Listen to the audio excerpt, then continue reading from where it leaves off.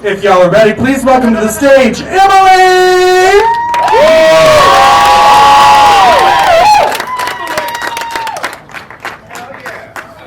Thank you, Stella. Thank you, everybody. I feel a little underdressed following that, but here we go. We're going to do our best. How's everybody doing? Give me a big... Yeah, you guys are a lot more lively than my last crowd. I went downstairs and I was like, hey guys, how's everybody doing tonight? And it was dead silence. I mean, crickets and everything like that, and then the mortician came down and said, ma'am, I don't think you can be here.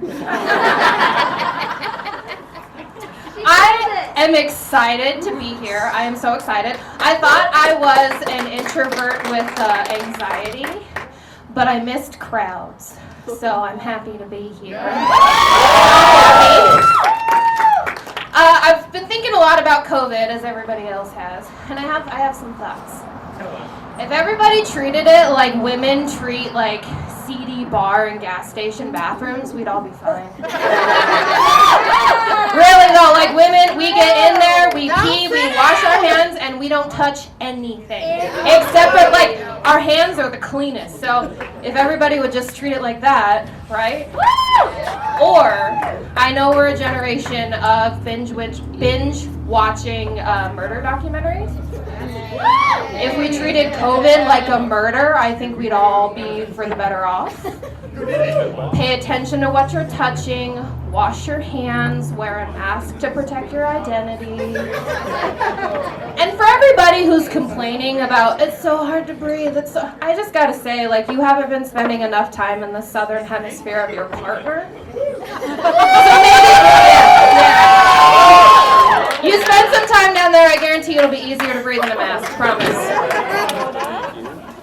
As Stella said, my name is Emily. I am an anxious Pisces, which basically means I have all of the emotions at surface level all the time. All the time, yeah. And a lot of you are sitting here like, anxiety, you're in front of a crowd with a microphone, to which I say fair. My anxiety is more like planning voicemails before I leave them. So like leaving bullet points, writing bullet points before I leave voicemails. Or planning on being casually late because I'm obsessively punctual to everything. Yeah. I'm also a millennial. And in case you don't know what a millennial is, some things that define our generation are avocado toast. Yeah! Yep, super good. Try the one at Copica, so good. Crushing student loan debt. Right? Yeah. And knowing being alive when 9/11 happened. That's another thing that defines millennials from Gen Z. I turned 29 this year, and I got a little confused because my mom decided we were going to have my birthday dinner at 4:30 at Golden Corral. So I walked in to celebrate my 29th birthday, and I was like, Am I 29 or 73? I can't figure it out. Turns out I'm 29. Everybody keeps telling me that their 30s have been their favorites. They've loved their 30s. And I'm just wondering what it is about 30 that's so magical. Do you... 30? Yep, 30, flirty, and thriving. Do you all of a sudden know what Tupperware to use to put your leftovers away? Is that a thing that happens when you turn 30? What about insurance? Do you all of a sudden just understand how deductibles and everything work? Is that... No? All right. Then you're not 30. Yeah, I'm not 30 yet. Do you become more financially responsible when you're 30? No? Okay. Fair. I will have to say I kind of have a jump start on financial responsibility. I use coupons. I'm a couponer. My most favorite financially responsible decision is a rechargeable vibrator. So I save money on batteries. Yeah? It's dual action, so I get more bang for my buck. Yeah. Mine's 17. Oh. That's fortunate. Diabetes, not diabetes. Thank you. I also found ways to pinch pennies in my health care. I found an OBGYN who I think doubled as a dentist. Because she'll be giving me a good check and then just for free, check some molars for cavities. All my ladies get it because sometimes it's a little uncomfortably deep, right? One of the things that really solidified that I was an adult was if I ever go missing, they're not going to report it as a kidnapping. You know, like, oh, this sweet little baby Emily was kidnapped. No, it's going to be Emily was abducted. If I go missing, it's abducted. Like, that means somebody has, like, snatched me and taken me. That's what an adult is. It's not kidnapped anymore. But I have an insurance policy. I am too thick to be snatched up off these streets. Yeah. Ain't nobody want to do 2 trips for groceries. Nobody's going to look at me and be like, I'm a 5-trip minimum. I'm 5 trips minimum. Like, nobody's going to fuck with that. Plus, I'd probably throw off a psycho. He'd be like, hey, nice eyes. And I'd be like, thanks, they don't work. I can't see shit, I'm blind. Good news, well, not good news, but I'm so blind that if I were to be attacked without contacts or eyeglasses, I wouldn't be able to give a police sketch. Yeah, that's the type of blind I am. Yeah, all of my contacts and eyeglasses, you guys get it. I've found the worst time to be blind is when you're most vulnerable, which is in your bathroom, naked, and there's a bug. Twice in one day I was attacked without vision by a spider and a moth. Y'all remember the moth dissension of Bond Mesa County like last year? Yeah. Full on, I'm naked, standing in front of the mirror, and I feel something hit here, then something hit this thigh, fly up in front of me, and it's a moth. I have no vision. I'm like swinging my tail wildly, trying to kill it. I lose it. That's the other worst thing about being blind is you lose a lot of fucking bugs. You just lose them. You can't find them. You know how people like to compare themselves to snacks? If I was a snack, I'd say I was an edible. Yeah.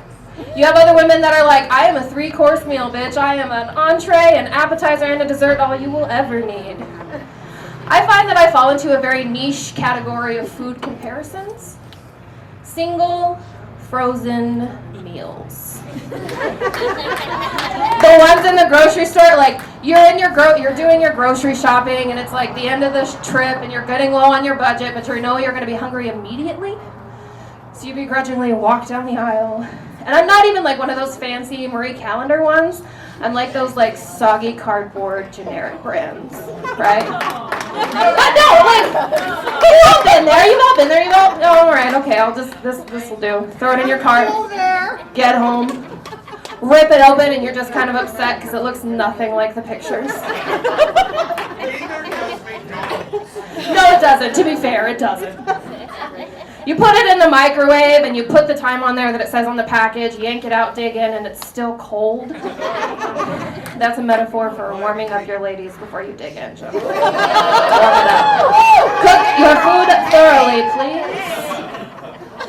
And then you just feel gross after you eat it. You're like, I could have done so much better for myself. But you didn't. Now, don't get it twisted. I hear all y'all groaning. All y'all still eat single frozen meals, so I'm not doing so bad, right?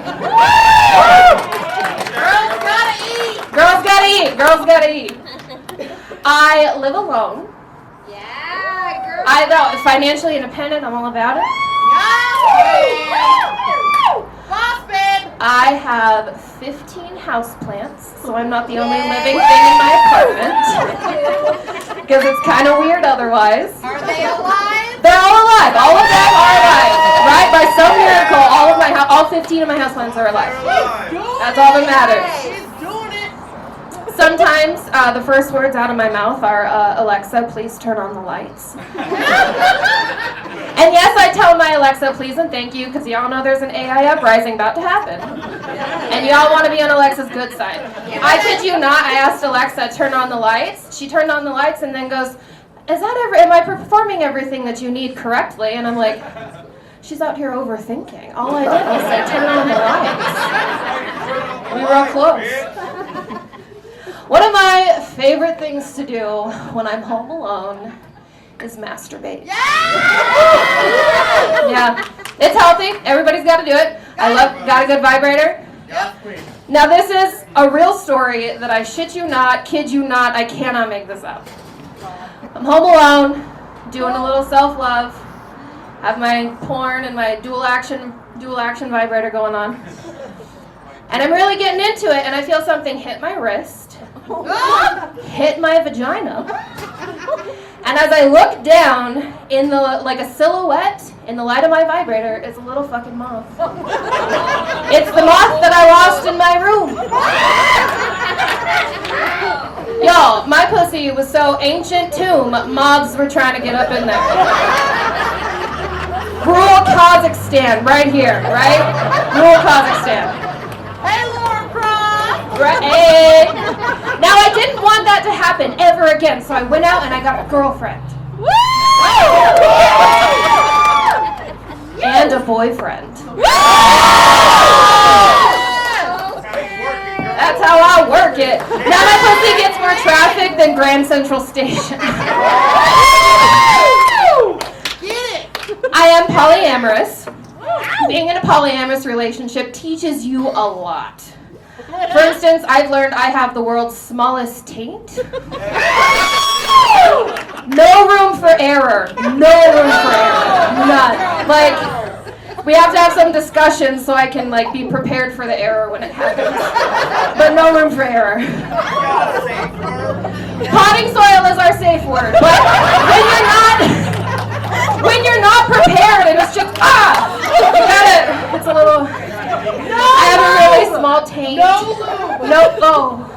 fucking lube! She doesn't need my girlfriend just said I don't need it, so. I've also learned that motorboating is the great equalizer between all genders. Because everybody loves to motorboat, right? Everybody loves titties. Everybody loves titties. You motorboat the small titties, you get some angel kisses on your cheeks. Little titties. You motorboat some big titties, I'm cleaning out your ears with my nipples. You get motorboated by somebody with a beard, it's like a street sweeper and getting all your bra crumbs. It's great. It's good. It's like a free cleaning. I'm actually really fortunate that they like me because I'm kind of strange. I'm a little weird. I think about things like if adult film stars had LinkedIns. Could you imagine like getting 69 endorsements for like gargling cock really good? Right? This bitch has 50 endorsements for taking it up the ass so good. Her taint isn't small. I've also realized I have this weird ability where I can draw out intimate stories from people. The biggest ones being poop stories. Friends, family, strangers, acquaintances all feel comfortable telling me about a time when they were vulnerable and almost shit themselves. Side note, if I was ever a serial killer, I would strike at people when they were shitting. And the headlines would read like, shit shaker strikes again. Yeah, that's the way to do it. I've collected so many poop stories over the years, I feel it's time to share one of my own with all of you, because perfect, right? Stranger to stranger, some acquaintances and friends, I'm gonna tell you a poop story. I had to go to the DMV recently, and with COVID, you can only have so many people in the line, or in the actual room, so there was gonna be a line out the door. My cousin and I were like, all right, let's prepare, we're gonna go get coffee and snacks and wait in line. We get there 30 minutes before they open, the line is around the DMV. Finish my coffee, and I get, you know what coffee does. Coffee makes your tummy move. Yeah. So I get a little warning grumble. I can't go into the DMV because it's not open yet, so I have to go find a bathroom. Go to one gas station, bathroom's closed because of COVID. Go to the next gas station, bathroom's closed because of COVID. Go to a retail store, bathroom's closed because of COVID. I get that second warning grumble. Everybody knows you get 3 before you shit yourself, right? Yes, queen, we know.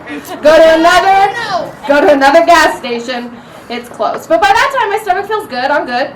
So I decide to drive back to the DMV, right? As I'm turning into the DMV, I get the third warning grumble, and there's no more time I shit myself in the parking lot of the DMV, and I still have to go in and run my errand.